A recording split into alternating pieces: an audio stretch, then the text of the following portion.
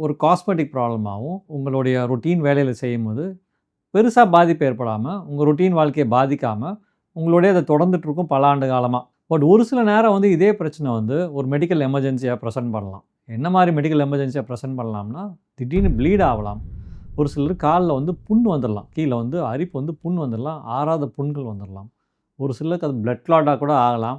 ஒரு சிலருக்கு கால்ல வந்து ரிப்பீட்டட் இன்ஃபெக்ஷன் வந்து ஃபீவரோட, கால் செவந்து போய், கால் வீக்கத்தோட நடக்கிறது கஷ்டப்பட்டு கூட இருக்கலாம். ஸோ இந்த மாரியான ஒரு பிரச்சனை வந்து உங்கள டே டு டே உங்க செய்யக்கூடிய வாழ்க்கையில கண்டிப்பா ஒரு பிரேக் வந்து அது வந்து உங்கள பாதிச்சு, உங்களுடைய ரொட்டீன் வேலைய செய்ய விடாம, ஒரு ஹாஸ்பிட்டல்ல வந்து பார்க்குற மாரியோ, ஒரு கண்டிப்பா மெடிக்கல் அட்டென்ஷன் தேவைப்படுற மாரியான ஒரு சூழ்நிலை அப்போ வரும் உங்களுக்கு. எப்ப இந்த மாரி வரும்னா, நீங்க இனிஷியலா இந்த பிரச்சனைய வரதுக்கு முன்னாடி நீங்க இக்னோர் பண்ணீங்கன்னா தான் வேரிகோஸ் வெயின்ஸ் வந்து மெடிக்கல் எமர்ஜென்சியா வரும். அதாவது முன் அறிவிப்பு இல்லாம இந்த வேரிகோஸ் வெயின் பிரச்சனை வந்து யாருக்குமே எமர்ஜென்சியா ஆகாது. முன்கூட்டியே கண்டிப்பா ஒரு சில சிம்ப்டம்ஸ் இருந்திருக்கும். அத இக்னோர் பண்றதுனால தான் உடம்பால அத மேனேஜ் பண்ண முடியாம திடீர்னு ஒரு டைம்ல வந்து ஒரு எமர்ஜென்சி மாரியான சூழ்நிலைய உங்களுக்கு தள்ளி விட்டுரும்.